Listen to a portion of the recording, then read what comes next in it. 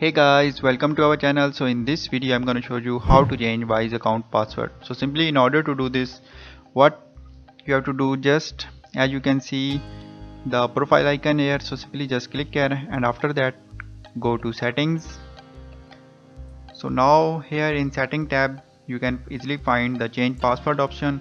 So simply now if you want to change your password, simply just click here and after that type your current password here, and now here you can see enter a new password. So simply keep in mind that if you want to create a password, so just create a strong password, because insecure password for this site is not secure. So simply just I have created a random password here.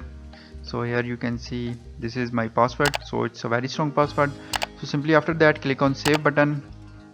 So in this way you can easily change your password in Wise account.